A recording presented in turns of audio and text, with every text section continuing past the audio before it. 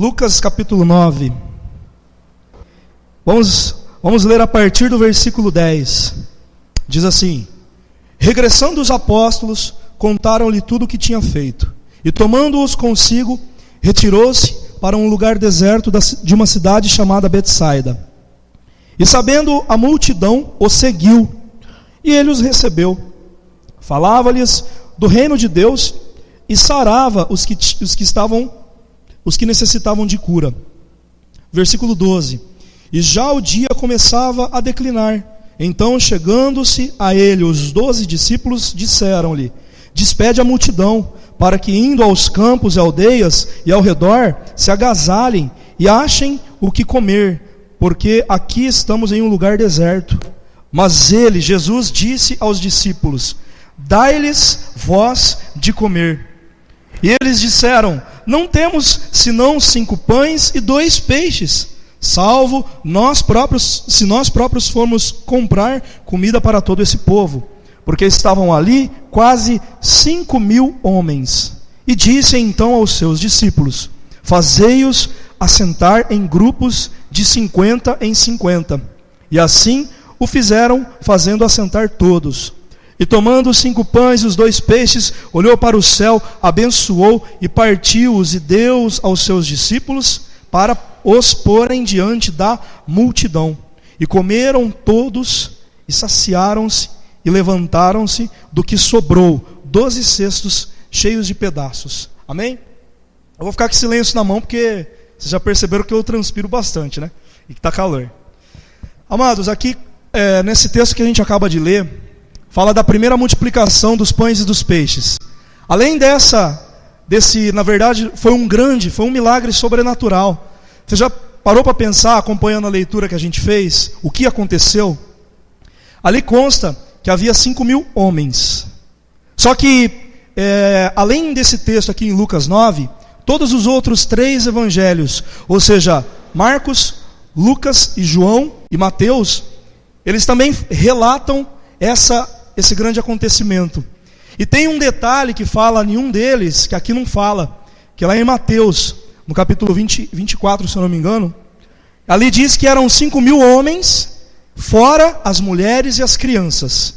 Então dá a entender que não tinha só 5.000 homens, como de fato não tinha. Vamos colocar que cada um dos homens eram casados. Quantas mulheres que tinham? 5.000 com mais 5.000, quanto que dá? 10.000. Vamos colocar que cada um deles tivessem pelo menos um filho. De repente tinha uma família ali que tinha 2, 3. Porque naquela época não era que nem é na China, por exemplo, que pode ter um filho só. Se tiver mais, tem que pagar multa, e multa alta. Naquele tempo não tinha isso. Mas vamos imaginar que eles tinham um filho cada um. Quantos filhos são? Mais 5.000 crianças. Então 10.000 com 5.000, 15.000 pessoas. Mais ou menos isso. Então era muita gente. Quantas pessoas que tem aqui na igreja? Mais ou menos umas 70. Imagine 15.000 pessoas. A gente foi na Nazareno algum tempo atrás, o pastor Lucinho estava lá pregando, estava lotada aquela igreja, lotada. Tinha acho que mais de 5.000 pessoas. Eu estou falando de 3 vezes mais esse número. Então, veja que nesse texto mostra também Jesus ele trazendo o entendimento para nós, que pão e peixe representa provisão, representa sustento. Lá em João capítulo 6, Jesus ele falou: olha, eu sou o pão da vida, quem comer de mim nunca mais terá fome. É mais ou menos o que ele disse para a mulher samaritana. A mulher samaritana, ele chega nela e fala: olha, se você beber da água que eu tenho para te dar, você nunca mais vai ter sede. Ele estava se referindo à água da vida. Assim também, como ele estava se auto-intitulando como o pão vivo que desceu do céu. Aqui, e não tem como ser diferente. Você pode estudar teologia, você pode aprender a respeito da Bíblia. Não tem como a gente classificar a palavra de Deus de forma diferente. Tudo o que aconteceu é para o nosso ensino. Paulo ele teve essa revelação, ele falou sobre isso. Então não tem como eu ouvir uma palavra como essa e não tentar trazer para os meus dias, não tentar trazer para a minha realidade. Veja que essa primeira multiplicação que Jesus fez foi algo realmente grandioso. Mas eu quero que você preste atenção nos detalhes. Os detalhes. Primeiro, Jesus ele manda quem dá de comer para a multidão? Os discípulos. O que é discípulo? Alguém pode me responder? O que significa discípulo? Aprendiz, aluno. Isso é discípulo. Jesus escolheu quantos discípulos? Quero que você pense. Quero que você use o seu raciocínio, que assim você consegue assimilar melhor a palavra. Aprender a palavra não é fácil. Requer esforço, sacrifício nosso. Então eu quero que você pense comigo. Jesus escolheu quantos discípulos? 12. 12 discípulos. Você já parou para pensar? 12 discípulos para alimentar uma multidão de 15 mil pessoas, mais ou menos? É muita gente. Divide 15 mil por 12. Vai dar mais de 1.000. Ou seja, cada um deles foi responsável em cuidar de mais de 1.000 pessoas. Fazer eles se assentar, dar de comer, saciar eles. E ainda separar os 12 cestos cheios que sobrou. Sem microfone ainda. Mais essa dificuldade. Eles não usufruíam dos benefícios que a gente tem hoje, né, pela tecnologia. Mas você já parou para pensar que trabalhão que eles tiveram? Irmãos, aqui eu trago o primeiro ponto para a gente raciocinar juntos, para a gente aprender. Jesus ele chamou a gente para ser discípulo. A multidão era muita gente, muita gente. A multidão, ela fala de pessoas que precisam de provisão, que precisam de milagres, que precisam do favor de Deus. Deus não é contra isso. Se fosse contra, não tinha ninguém nessa ocasião e durante todos os 3 anos que Jesus pregou. Mas Deus, Ele não quer que a gente continue sendo multidão para o resto da vida. Quanto tempo, eu faço uma pergunta, e você não precisa me responder. Quanto tempo faz que você vem na igreja, que eu venho na igreja? Quanto tempo faz que essa palavra está sendo pregada para mim? A gente ouviu o testemunho do Antônio, a gente ouviu o testemunho da Ivani, e tem tantos outros aqui que têm testemunhos parecidos. Sabe, antes da gente conhecer a palavra, da gente se apropriar dela, tomar posse dela, nós vivíamos de um jeito. Nós tínhamos como recompensa algo específico. Mas depois que a gente deixou a palavra entrar no coração, as coisas mudaram. A ordem natural das coisas é assim. Jesus ele declara: vinde a mim, todos os que estáis cansados e sobrecarregados, e eu vos aliviarei. Eu aceitei esse convite há 10 anos atrás. Vivi errante, com os meus pecados, com os meus vícios, e desempregado. Não conseguia mais ser feliz, não conseguia mais ter alegria. A única coisa que eu tinha era desejo de saciar os meus desejos da carne, os meus vícios. E não tinha condições financeiras para isso. Então eu comecei a ser envergonhado por aqueles que eu achava que eram os meus amigos. E amigo de verdade, irmãos, é Jesus em primeiro lugar.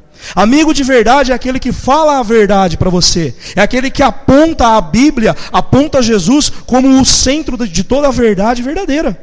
Amigo não é aquele que bate no seu ombro e fala só o que você quer ouvir. Amigo de verdade, ele repreende, ele puxa a sua orelha, ele fala algo que você está fazendo de errado, quando é com amor.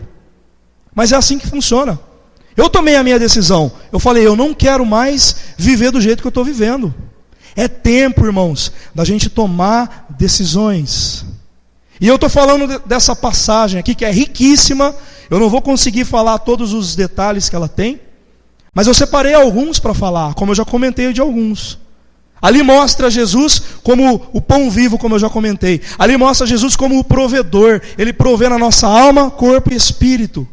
Sabe, então nós não temos que viver desesperados por causa de nenhuma situação. De repente você pode se assemelhar à situação que a pastora Ivani está passando. De repente você pode ter alguém que você ama, que está afastado, que está caminhando a passos largos para a destruição. Mas se você é realmente alguém que crê na palavra, você vai ficar em paz. Porque as promessas de Deus, elas falam bem claro sobre isso. Deus ele fala na palavra: olha, os pensamentos que eu tenho para vocês é pensamentos de paz e não de mal. Então não se atente tanto ao que você está vivendo, as tribulações, as dificuldades, as coisas terríveis que você está passando. Existem duas situações que levam a gente para desertos.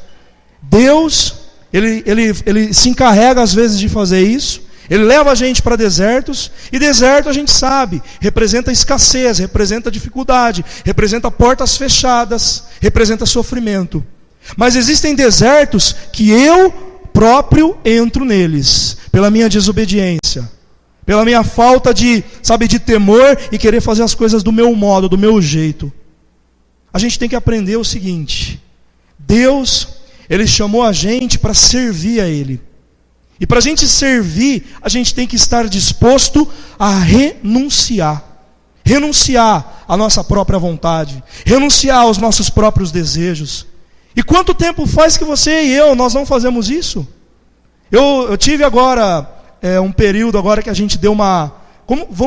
como se fossem férias, né? A gente parou de fazer a célula de segunda-feira em casa. Em falar nisso, amanhã retorna a célula, viu? Quem participa lá da nossa célula. A gente ficou acho que umas 3 semanas sem fazer os jovens. Irmãos, eu sou sincero em dizer para vocês, isso me fez me causou um pouco de mal. Ah, então você desviou, então você foi pecar? Não, não é necessariamente isso. Mas eu me senti meio frio espiritualmente. Eu me sinto bem mais aceso para Deus quando eu estou atuante, quando eu estou fazendo o que eu fui chamado para fazer. E aqui tem uma observação que eu quero fazer com vocês. Como eu acabei de comentar agora há pouco, embora a gente se aproxima de Deus como multidão, como alguém que está precisando de um favor, como alguém que está precisando de um milagre de Deus, de uma porta aberta, mas Deus, Ele quer que a gente progrida, Ele quer que a gente cresça, Ele quer que a gente comece a assumir responsabilidades e compromissos com Ele e com a sua obra. Quem está entendendo?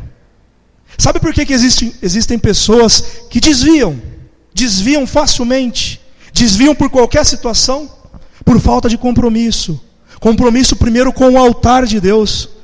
Essa semana eu comecei a trabalhar, eu voltei das minhas férias coletivas, e eu comecei a determinar algo, no meu coração. Não, todo dia que eu chegar, eu vou separar, nem se for 5 minutos, mas eu vou falar com Deus. Eu vou orar, eu vou apresentar o meu dia para Deus. Mais ou menos igual o Antônio contou no testemunho dele. É como se fosse a primícia, o começo daquele dia. Eu apresento para Deus. Essa semana inteira eu fiz isso.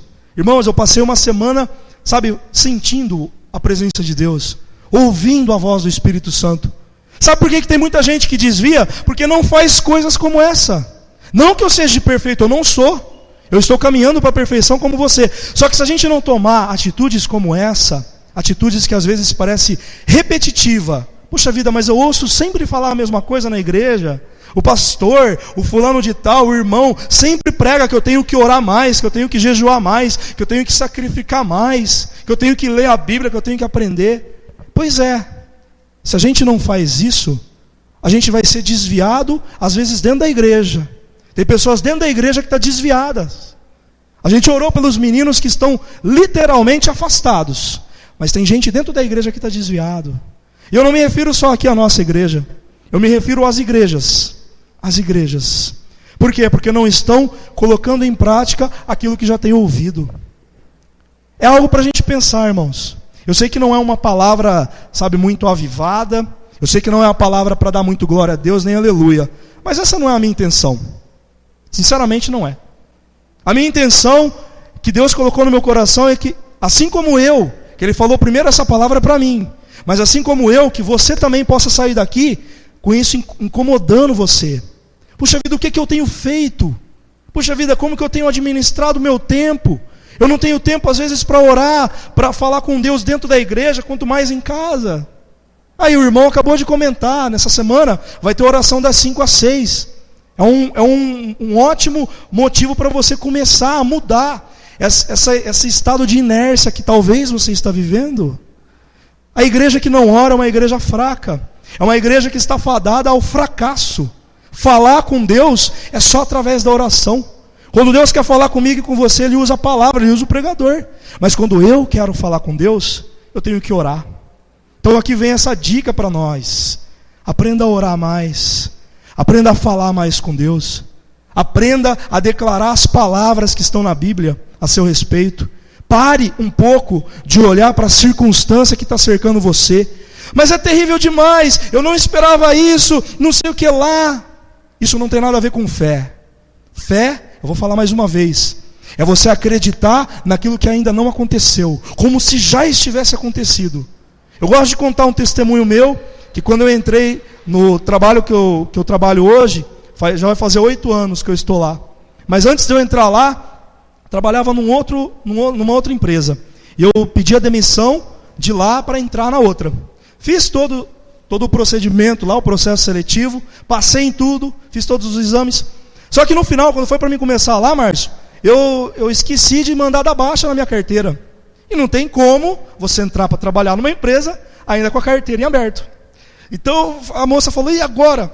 Era para você começar já a integração amanhã, 6 horas. Mas você não vai poder, porque você não deu baixa. Eu falei, não moça, eu vou lá agora e daqui meia hora eu volto, espera aí. Ela falou, não tem jeito. Isso era numa segunda-feira, eu ia começar na terça. Ela falou, não tem jeito, você vai lá, dá baixa, só que aí você fica esperando eu te chamar. Que talvez você vai começar, ela falou, talvez não, ela falou, você vai começar na sexta-feira. Então eu ia ter que esperar mais 3 dias. Terça para sexta, 3 dias. Tudo bem, fui correndo lá, mandei dar baixa, zerei. Tava tudo zerado, era só começar. Aí chegou naquele, eu ansioso, querendo que chegasse logo a sexta-feira. Chegou a sexta-feira, eu fiquei o dia inteiro no telefone. Na época eu não era casado, fiquei o dia inteiro esperando o telefone tocar, e nada. O telefone não tocou. Passou a sexta-feira, passou o sábado, passou o domingo, passou a segunda da outra semana, passou a semana inteira da outra semana. Passou 3 semanas, gente, 3 semanas. Aí o que aconteceu comigo? Comecei a entrar em desespero. Falei, Deus, eu estava trabalhando lá, saí de lá para entrar lá, e agora por causa de um detalhe, não, Deus, está errado isso aí. Fiquei louco da vida. E eu comecei, eu fui até lá, e nessa época estava abrindo o 3º turno. Então eles estavam trabalhando de domingo a domingo. Muita gente. Contratou mais de 600 funcionários de uma vez só. Aí eu fui até lá, querendo falar com a moça que tinha me atendido desde o começo. E quem disse que eu conseguia falar com a moça? Parece que tudo estava dando errado, gente. Mas eu não entendia o que Deus estava querendo me ensinar, um princípio. Esteja atento aos detalhes que está acontecendo com você. Não fique olhando tanto para as circunstâncias ruins. Porque Deus, Ele sempre quer ensinar a gente através de algo que está acontecendo com você. Às vezes é uma bênção que Deus te dá, Deus está querendo te ensinar, olha, eu quero que você aprenda a ser fiel comigo, no muito. Assim como você tem que aprender a ser fiel no pouco. Como o irmão Antônio leu em Filipenses, Paulo disse, eu sei estar abatido, eu sei estar bem, eu sei estar de tudo quanto é jeito, nada mais me abala. Isso tem que acontecer comigo e com você. Nós temos que partir para o crescimento, amados. É como uma criança. Quantos meses você está, Andressa? 4 meses. Daqui mais 5 meses a criança nasce.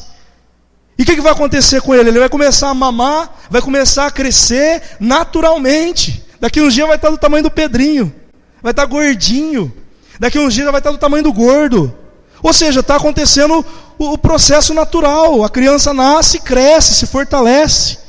Com o crente não é diferente. Não é diferente. Nós temos que crescer, amados. Crescer primeiro em comunhão com Deus. Crescer, e uma das provas mais assim, absurdamente claras que eu estou crescendo é quando eu começo a assumir compromisso. Quando eu começo a colocar minha cara para bater. Como eu estou fazendo aqui agora. Estava até comentando com, não sei que irmão que foi no começo do culto. Foi com a irmã Cleusa. Gente, há 10 anos atrás, o pastor me chamava para contar um testemunho. A única coisa que se parece hoje comigo aqui é que eu suava. Eu sempre suei, sempre transpirei. Mas eu começava a gaguejar, começava a tremer, sabe, não saía nada com nada. Eu queria acabar rápido, porque eu ficava com vergonha. Eu entregava rápido para o pastor e não falava nada com nada, ninguém entendia nada. Aquilo ali me acusava tanto. Eu consigo ser conciso, eu consigo saber o que eu estou falando. Mas o que aconteceu? Já se passaram 10 anos quase. Eu estou entrando, eu decidi entrar pelo caminho do crescimento. Quando é que você vai entrar pelo caminho do crescimento? O que mais vai ser preciso acontecer na sua vida para que você cresça em Deus? Quando é que você vai romper com esses pecados que está te segurando, que está te prendendo? Você pode dizer um amém por isso? Diga assim, eu vou entrar por esse caminho de crescimento. E eu, voltando ao meu testemunho, que eu não esqueci, aí, desesperado, tentando falar com a moça e nada, até que um dia eu liguei lá, ligava todo dia, ligava toda hora, querendo falar e saber o que estava acontecendo. que eles não me chamavam para trabalhar, eu querendo trabalhar, precisando trabalhar. Aí uma moça atendeu, acho que ela estava meio mal-humorada no dia. Ela pegou e falou assim: olha, moço, o que está acontecendo? Já faz tempo que você está tentando vir aqui, ligando, eu já percebi. Aí eu expliquei toda a situação para ela. E aí ela falou assim para mim: olha, eu acho que é melhor você procurar outro serviço, porque já era para você ter entrado há quase um mês atrás. Não entrou, então não deu certo. Procura outro. Falou desse jeito, irmãos. Aí eu desliguei o telefone, fiquei mais triste ainda, fiquei mais desanimado ainda. Na época eu até participava do coral. Eu falei para minha mãe: eu nem vou, não vou no coral, não vou no ensaio. Eu não vou. Aí minha mãe: vamos, filho, vamos. Eu falei: não vou, mãe. Aí para ajudar ainda chega o meu pai e fala assim para mim: e aí, como é que foi lá o trabalho lá? Não começou ainda? Eu falei: não, pai, não comecei não. Eu esqueci de dar baixa na carteira e tal. Aí, tá vendo? Por causa de uma mancadinha sua, você perdeu o emprego. Aquilo ali foi a gota d'água, irmãos. Quase que eu jogo tudo para cima e volto para os botecos, tomar cachaça, volto a usar. Eu estava pensando em fazer isso. Mas aí veio uma voz no meu coração e disse assim: olha, creia, porque eu estou nesse negócio. Aí na hora eu testifiquei que era o Espírito Santo, e eu falei: amém, Senhor. Aí eu virei para o meu pai e falei assim: eu não perdi nada, porque Deus está nesse negócio, e Ele vai abrir a porta para mim. Falei desse jeito, irmãos. Só estava eu e meu pai, não tinha mais nenhuma testemunha. E segurei aquela palavra. Aí, Márcio, fui correndo tomar banho e vim para o ensaio do coral. Cantei, na época estava o Marcelo, um amigo nosso aí da época, que hoje está preso, infelizmente. Mas a gente foi uma bênção. No outro dia, no domingo, a gente celebrou a Deus com alegria.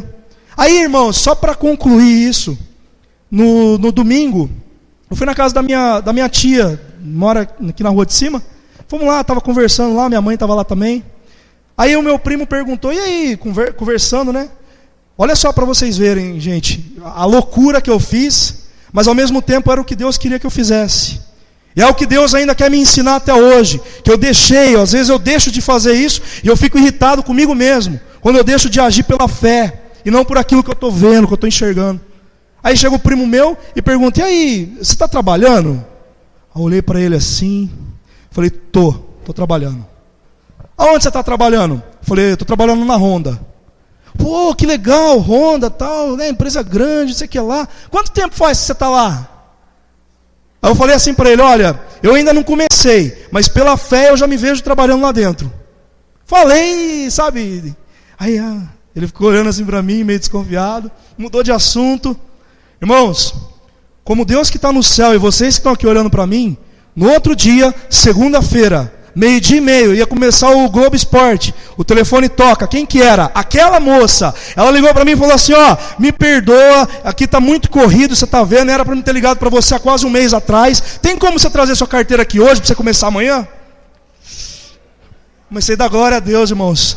Falei: tem sim, amanhã eu estou aí. Desliguei o telefone e comecei a falar em mistério com Deus. Irmãos, foi uma experiência que eu tive, que eu conto até hoje, porque eu nunca mais vou esquecer. Uma vez que eu agi pela fé e Deus me honrou. E é o que Ele fala para você agora. O que é que está querendo te desencorajar? O que está querendo dizer para você: não, você não é capaz, você não consegue, você não pode. Pega esse exemplo meu, pega esse testemunho do Antônio e toma uma decisão na sua vida. Comece a viver pela fé. Fé. Comece a viver por aquilo que ainda não aconteceu, mas você já tem tanta certeza que já aconteceu, que você começa a declarar: não, já aconteceu. Não, eu vejo meu filho aqui servindo a Deus. Ele saiu do cárcere, ele está servindo a Deus, ele está dando fruto, irmã Vânia. Sabe, não, o meu filho está vendendo droga hoje. Não, eu vejo ele servindo a Deus. Eu vejo ele como um jovem que está participando dos jovens e está crescendo junto. E nós junto, como jovens, nós vamos fazer a diferença nesse bairro. E aqui vai até um recado para você, jovem. Você que está, que nem o pastor Fernando costuma falar, você que está ramelando, começa a ficar firme com Deus. Participa mais, tenta aproximar mais de nós, os jovens. Eu sei que hoje ainda é meio chato, é meio desencorajador de vir, mas começa a fazer a sua parte. Ontem a gente estava até falando sobre isso. Enquanto cada um de nós não assumir o nosso compromisso aqui, as coisas não vão acontecer. Não espere que vai acontecer só através do Jaime e da Mary. Não espere que a igreja vai crescer só através do pastor Fernando e da pastora Valdenice. Não, vai começar a crescer quando você também começar a tomar a sua responsabilidade, assumir o que você foi chamado para fazer. E não fuja mais. Não fuja mais. Porque você não sabe o que vai te acontecer no dia de amanhã. Você que fica dizendo não para Deus toda hora. Você que fica brincando com a graça. Você que fica brincando com as oportunidades que Deus está te dando. Você não sabe o que está preparado para você amanhã. Os pensamentos de Deus é pensamentos de paz, para realmente dar um fim abençoado para nós. Mas quando a gente começa a rejeitar isso, as consequências vêm. O diabo chega para Deus e fala: deixa eu peneirar ele. Está vivendo em pecado. Eu tenho direito, porque a tua palavra diz.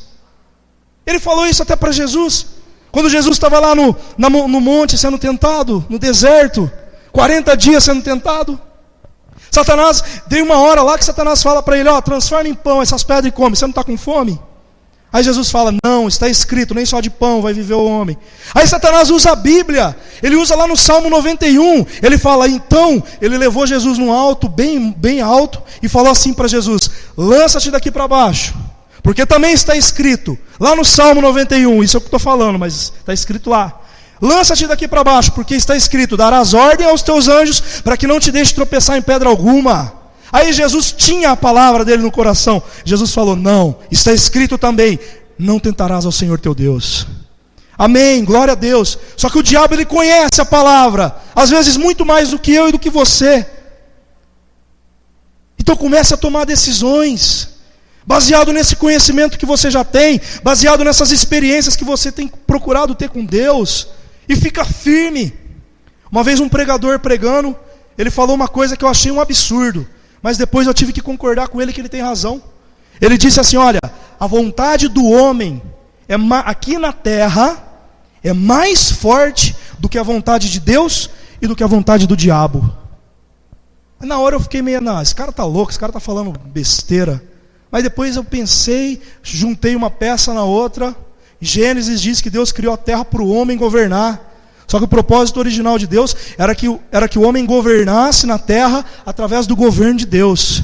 Mas como o Antônio pregou, o pecado fez separação entre homens e Deus. Então o plano original de Deus não deu certo. Mas veio Jesus, morreu por nós para pagar os nossos pecados. E hoje nós estamos aqui, com dificuldades, com lutas, às vezes desanimados a ponto de desistir, mas nós não desistimos. Você pode dar um glória a Deus mais alto? Dá uma despertada aí, irmãos. Dá um glória a Deus mais alto. Irmãos, é bom a gente pensar nessas coisas, irmãos, porque o tempo do fim se aproxima. E eu volto na palavra que eu comecei a pregar, sobre a multiplicação. Ali foram vários exemplos, vários ensinamentos que a gente tira, mas eu quero dar ênfase em um só, nesse daqui, ó. E daqui a pouco a gente vai orar. Eu quero dar ênfase nesse daqui, ó, no versículo 14 do capítulo 9 de Lucas. Porquanto estavam ali quase 5.000 homens, disse então aos seus discípulos: fazei-os assentar em grupos de 50, e assim o fizeram. É nisso que eu quero focar um pouco mais agora, para a gente terminar e orar. Jesus, ele usou uma estratégia para que pudesse o povo ser abençoado. Primeiro, ele teve compaixão do povo, porque já fazia 3 dias que o povo estava ali, junto com ele, ouvindo os ensinamentos do reino, e ao mesmo tempo sendo abençoados por Jesus, sendo curados, enfim, acontecendo coisas extraordinárias. Mas eles já estavam há 3 dias com Jesus. E aí chegam os discípulos e falam: despede eles, já está tarde. E eles falam: não, eu não posso fazer isso. Vamos dar o que comer para eles. Aí Jesus desafia os discípulos: dê vocês para comer, o que comer para eles. Aí os discípulos: mas a gente não tem nada, só tem 2 pães e 5 peixes só. Aí Jesus, ele usa uma estratégia. Ele fala assim: olha, faz esse povo assentar de 50 em 50. Ele usou algo que as empresas chamam hoje de planejamento estratégico.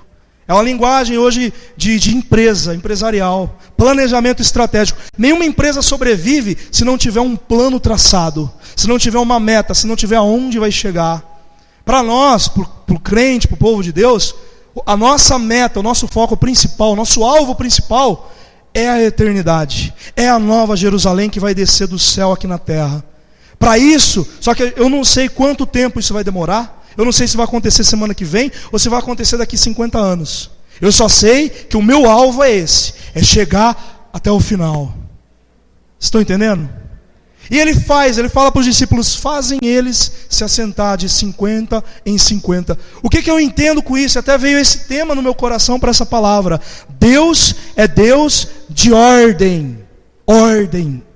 Deus é um Deus ordeiro. Eles não podiam, não tinha como, eles iam sofrer demais. E talvez não ia ter como eles fazer. Tipo assim, se tivesse todo mundo lá, aquela multidão de gente como estava lá. Imagina eles saindo com os cestos, entregando um aqui, outro ali. Eu não peguei, vem aqui, volta aqui. Não. Jesus, ele sabia disso. Ele falou, façam eles se agruparem, que vai ficar mais fácil de vocês trabalharem. Organização, pôr em ordem. Aí a pergunta que ficou martelando no meu coração, esse tempo todo, desde quando o pastor pediu para mim trazer a palavra hoje, e eu tive a confirmação de Deus, foi essa. O que está precisando... O que eu estou precisando colocar em ordem na minha vida para que o milagre aconteça? O que está em desordem em você? Eu quero que você olhe para dentro. Feche os seus olhos um minuto. Eu quero que você olhe para dentro de si. Eu não quero que você pense no seu esposo, nem na sua esposa, nem no seu pai, na sua mãe, no namorado, na namorada. Eu quero que você olhe para dentro do seu coração e faça essa reflexão em nome de Jesus. O que está em desordem? Será a sua vida financeira? Será a sua vida afetiva? Será os pensamentos que têm permeado no seu coração? Será que você só vive de passado? Será que você está deixando Satanás te prender por aquilo de errado que você fez lá atrás? Sabendo que Deus ele é justo e fiel para te perdoar? O que está acontecendo? O que está em desordem? O que está precisando você tomar uma decisão hoje, agora, e colocar em ordem? Olhe para mim. É isso que você tem que fazer. É isso que eu tenho que fazer. É um testemunho meu e da Mary, da minha esposa. A gente passou esse ano inteiro com dificuldade financeira. E parece até um absurdo eu falar isso, porque ela trabalha, eu trabalho. Juntando as nossas rendas é uma renda boa demais. Tem benefício, tem um monte de coisa. Mas a má administração nossa, os exageros. Não, vamos lá, vamos sair, vamos comer, vamos comprar isso, aquilo, outro. Não tem dinheiro, usa o limite. Foi descambando, irmãos. Foi descambando. Para vocês terem uma ideia, nós tivemos que vender um carro para saldar uma dívida. 6 mil reais, 7 mil quase. Já chegou a ficar negativo no banco. Eu não falo isso para me engrandecer com isso, pelo amor de Deus. Eu falo isso com tristeza, porque se nós fôssemos bons administradores, era para a gente estar melhor na área financeira. E não se engane, casal principalmente, se a área financeira não estiver em acordo, dá briga, dá discussão, e às vezes dá até separação. Só você pesquisar sobre isso. E com a gente não foi diferente. Mas até que chegou um dia, que eu sentei com a Mary e falei, amor, vamos tomar uma decisão. Ela falou para mim, vamos tomar uma decisão. Vamos ser radicais. Vamos parar com os excessos. Vamos parar com os exageros. Vamos colocar em ordem a nossa vida financeira. Essa foi a decisão que nós tomamos juntos. Pergunta hoje como é que está. Está abençoado, irmãos. A resposta veio. O milagre aconteceu. E tem muitas outras coisas para acontecer. Mas Deus ele estava querendo que eu e a Mary tomássemos uma decisão radical. Para você colocar a sua vida em ordem, certas áreas do seu coração, você tem que ser radical. Você tem que romper com o que tem que ser rompido. Você não pode brincar com certas situações, senão elas vão levar você para destruição. E o que o diabo veio fazer nessa terra? Matar, roubar e destruir. Ele nunca mata o corpo da pessoa. Ele nunca tira a alma de uma vez. Uma que Deus não deixa. E outra que o diabo também é estrategista. O diabo também é ordeiro. Se você olhar no reino espiritual, na hierarquia, o diabo tem hierarquia. Diz a palavra em Efésios que tem principados e potestades. Principados toma conta de estados. Potestades toma conta de localidades dentro daquele estado. É mais ou menos assim para você entender. Tem um demônio responsável pelo país Brasil. Tem demônios que são potestades responsáveis por estados, por cidades, por bairros. O diabo é organizado. E eu e você não somos. Como a gente quer receber a bênção de Deus? Como? Eu quero que você coloque isso no seu coração. Jesus ele fez a ordem acontecer naquele lugar, para que depois o milagre da multiplicação viesse a acontecer. Você pode dizer um amém? Então eu encerro agora, fazendo essa pergunta para você: o que está em desordem? O que você precisa colocar? É você que vai ter que fazer. Eu não vou fazer por você. Você não vai fazer por mim. É você. A decisão está nas suas mãos.